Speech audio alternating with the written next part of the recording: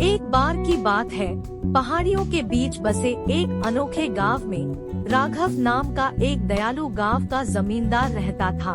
वह अपनी उदारता और दयालुता के लिए दूर दूर तक जाने जाते थे। राघव का दिल अपने गांव के संघर्षरत किसानों और मजदूरों के लिए सहानुभूति से भरा हुआ था। एक वर्ष गांव भयंकर सूखे से त्रस्त हो गया, जिससे गांव वाले निराशा में पड़ गए। फसलें सूख गई और नदियां सूख गई। ग्रामीण अपना कर और कर्ज चुकाने में असमर्थ थे और उनके परिवार भूखे रह गए। इस कठिन समय में राघव ने आगे बढ़कर अपने साथी ग्रामीणों की मदद करने का फैसला किया। राघव ने गांव के चौराहे पर एक बैठक बुलाई और घोषणा की, मैं इस सूखे के कारण आप सभी को होने वाली कठिनाइयों को समझता हूँ।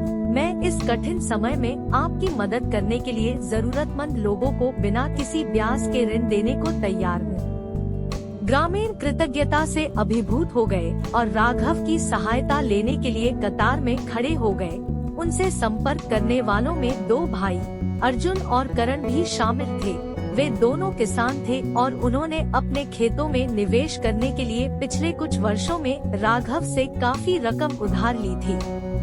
जैसे जैसे सूखा बना रहा, अर्जुन और करण को अपना ऋण चुकाने के लिए संघर्ष करना पड़ा। हालांकि वे हार न मानने के लिए दृढ़ थे। अर्जुन ने दिन भर अथक परिश्रम किया, सूखी जमीन की देखभाल की, जबकि करण ने अपनी आय बढ़ाने के लिए गांव में छोटे मोटे काम किए। कई महीने बीत गए और सूखा खत्म होने का कोई संकेत नहीं दिख रहा था। भाइयों ने स्वयं को कठिन परिस्थिति में पाया। अर्जुन कुछ पैसे बचाने में कामयाब रहा, लेकिन यह अभी भी राघव के साथ अपना कर्ज चुकाने के लिए पर्याप्त नहीं था।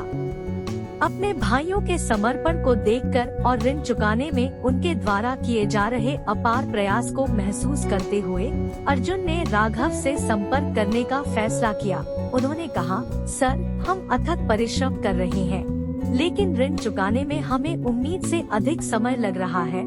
मैंने कुछ पैसे बचाए हैं और मैं आपकी कृपा से इसे आंशिक भुगतान के रूप में स्वीकार करने का अनुरोध करता हूँ।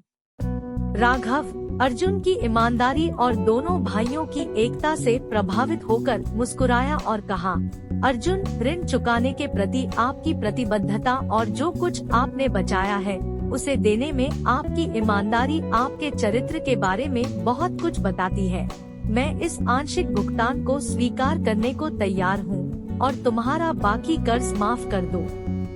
अर्जुन कृतज्ञता से अभिभूत हो गया और उसने राघव को उसकी समझ के लिए धन्यवाद दिया। कर्ज का बोझ हटने के बाद उन्होंने और करण ने अपने खेत पर कड़ी मेहनत करना जारी रखा और अंततः उनके प्रयास सफल हुए।